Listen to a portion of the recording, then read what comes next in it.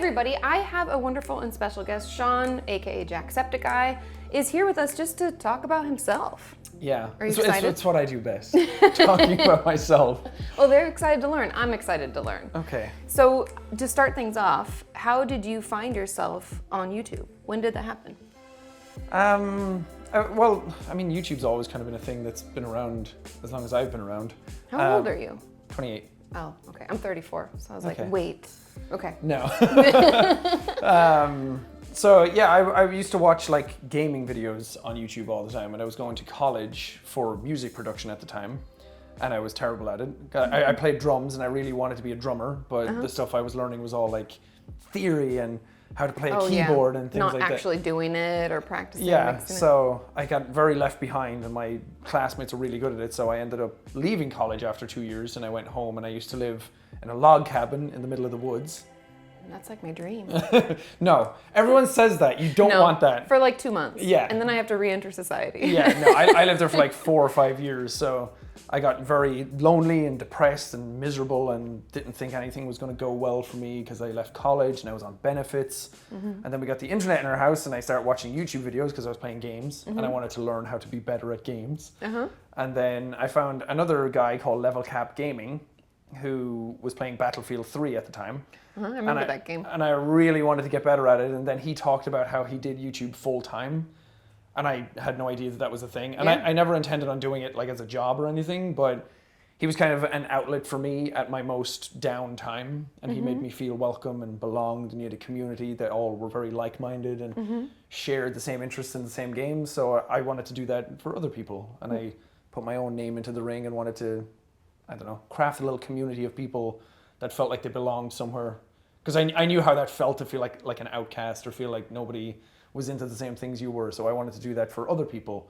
And then thankfully and luckily it took off and became a job. But that's just, it never really intended to be that to start off. So Yeah. I think that's why I'm so entrenched in the community, because it's like the reason I started the whole thing.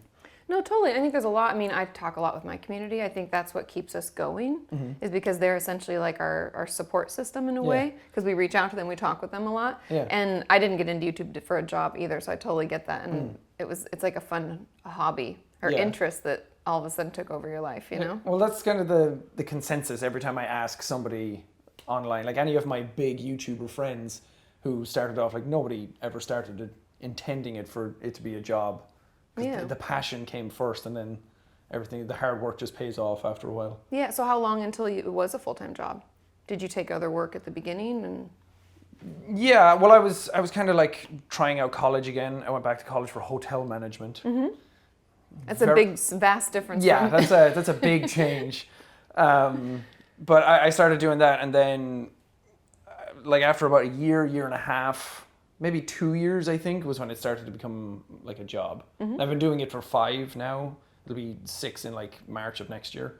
But yeah, it took like 2 years, so almost half the lifetime of the channel before it ever went anywhere. Yeah, and it takes a while to grow a community and to grow a business and even figure out what you're doing, really. Yeah, absolutely. And how often do you create videos? I mean, I know this, but they don't know this maybe.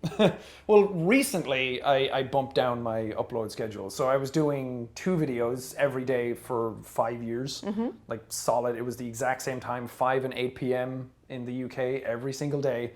And then after a while, like stuff had come up and I was going on tour and I would have to cut back on uploads a small bit, but it was never like, I felt bad about it because it was like taking a break from uploads, but it wasn't actually taking a break. I was just off working on something else somewhere. Yeah, we're never really taking a break. Yeah, so...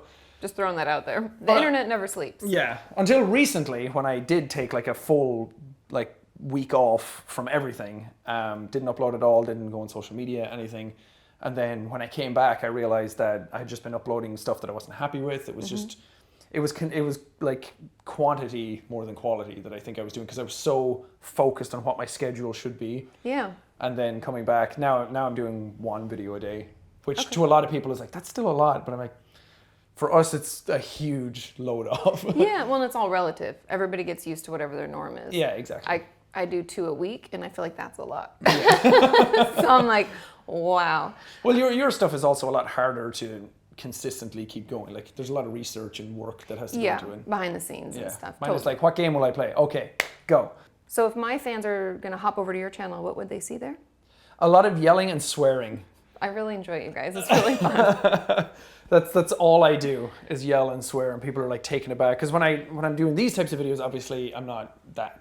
I mean, you can. Yeah, no, I'm not going to. We've set audio levels. There's no peak high enough. Top of the morning to you, laddies. My name is Jacksepticeye, and welcome to Outlast 2. Oh, I love dumplings. I want some right now. Huh? I don't care about how many smacks I give the ball.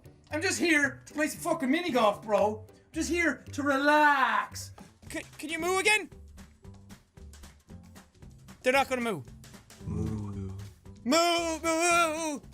I really don't want that. Oh my god, those are all babies. This is like all the creepiest imagery all together. Are we gonna hear like... Oh man, I feel bad. I feel stupid. I'm not even looking for the differences anymore. I'm just figuring the mouse around until a difference pops up. No? Are you a difference? What the fuck is the last difference? The dive. Don't mind if I do. Form's good. Form's good. Hello. And so I know that you recently have talked about feeling burnt out. That's why you took the week off. Yeah. Do you know, you might not know the exact time or day or anything like that, but do you know when that either started to affect you or like the moment where you're like, shit, this is terrible. I have to figure this out. I think it was a bit of both. I think like mid last year, there was a lot of stuff going on in my personal life and a lot of stuff with relationships with people on YouTube and everything. Mm-hmm. There was a lot of flux going on, and then the channel had been rising so fast for so long, and then it kind of plateaued out, and that's fine, perfectly healthy and normal. But I think at that moment I started to feel aimless and not really know where I was going or what I wanted to upload or what I wanted to do. I'd been doing certain things that were cooler than just sitting at home recording a gaming video. So then everything after that kind of felt very mundane and very lackluster, and like going on tour and everything, having that direct feedback from people immediately was a lot different than sitting in my room again.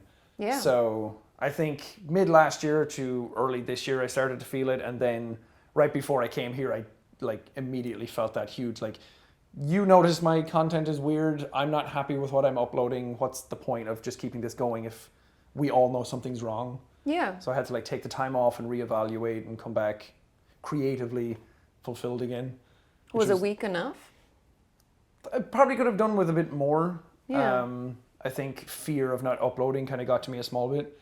It always does. I've heard from other creators, and even myself included, like if we take a break, then it's like we got to come back like bigger, better than before in some way, and it's already hard and there's already pressure, and it's like, the longer you wait, Yeah, so I think a week was good because I had never done the full withdrawal from everything. Mm-hmm. I had never taken a vacation in the 5 years. I'd never done any time away from my channel completely or social media at all. So this time I was like, okay, gone. I can figure out what I want to do. And when I came back, like you said, you feel like you have to come back stronger than ever. Yeah. And I was worried that, because I said I was going away to find that spark again, and I was worried that people would be very like much waiting for like a huge thing. But I just told them, I was like, okay, things might not seem different, but in my head, they're a lot different.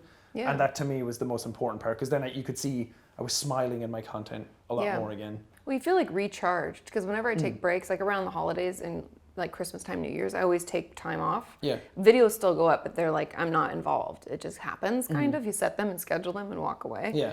And I find I feel like just more energized. It's not like I'm necessarily more creative. I'm just like myself, like fully filled up, kind of. Yeah. So now that we've gone down to like one a day, I can bulk things a bit easier, because you could like 4 videos recorded in one day is now 4 days worth of content instead of 2. Yeah. So having that has been really nice. So we can do like 2 videos one day and then take the next day off, and then 2 the next day and a day off. So we've been getting a lot better at that, and just taking those days to be social and get your life back and actually go outside. Imagine that. Yeah. Going outside.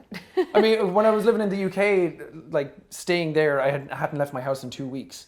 Wow. Because it was just everything could be delivered to your door. I need to keep the videos going. There's no time to do anything else. No time to hang out with people. So it's been nice to just go away and actually hang out with friends. And it has nothing got to do with work. Has nothing got to do with YouTube. Yeah. Just hanging out and talking to people. Yeah. It's like so recharging. I talk a lot about, you probably don't know this person because it's like it's a therapist, and Brené Brown is her name, and she writes books about like vulnerability, shame, and like Rising Strong is her new book. Yeah. And she talks about breath in for breath out.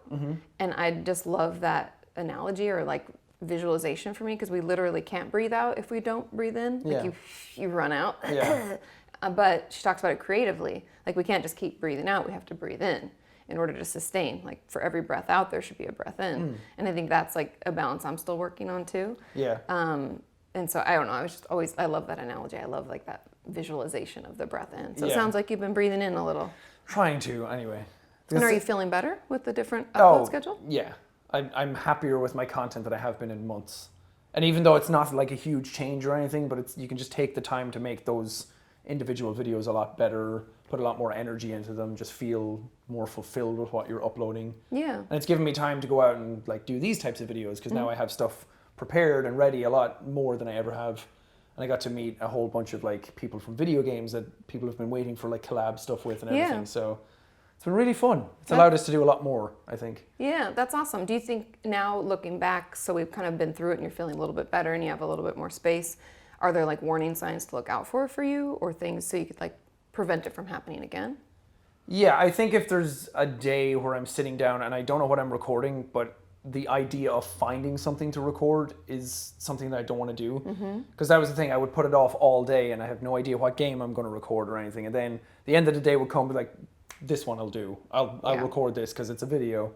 And I think when that kind of stuff sets in, when I'm not happy with the balance or the time management or the scheduling or anything like that, it's a sign that something's gone wrong somewhere. We're not ready. We're not prepared. I don't know what I'm doing right now. So yeah, probably something like that. Yeah, no, but it's always good to know like what kind of triggers we have or what are the symptoms of it early on, as early on as we can remember or recognize, so that we can, take breaks, spend time with friends, get out a little bit so we feel that breath in for the breath out. Yeah, exactly. But whenever I do these types of videos, everyone's like, is he okay? Is he sad? Is he upset? Yeah. I'm like, no, this is just the other side of me that, like, I'm not fake in my videos, but it's like, obviously it's energized, it's video game content, it's reactionary. Yeah. Whereas this is more of a talkative thing, so. Whatever you see here is probably going to be very different than what I am on my own channel. But I have a lot of gamer viewers, so I know that they will love your content. And it is really funny and very, very animated, and I enjoy it very much. Y'all have any wins in Fortnite? But thank you for sharing a little bit about your story and everything. No problem. Do you have any tips or tricks for my audience to better take care of themselves? Are there any other things we left out? It's all the stuff that sounds very cliche, but just take time for yourself. Your brain's doing a lot of talking all the time, and a lot of it is not there to help you or help you work through your problems. It's there to get in your way. So just take the time off to let your brain simmer down, and then you can come at something a lot stronger and a lot more clear. It's like I paid him to say it, you guys. I always talk about positive self-talk and how important it is because the conversations that we have with ourselves only like cause problems. Yeah. It's perfect. Okay, good. Thanks for being on. I had some decent advice. You had wonderful advice. But go over and check out his channel. We're doing some videos over there. I'll put all his links in the description. Thanks again for hanging out. Of course, thank you. And we'll see you next time. Bye. Bye.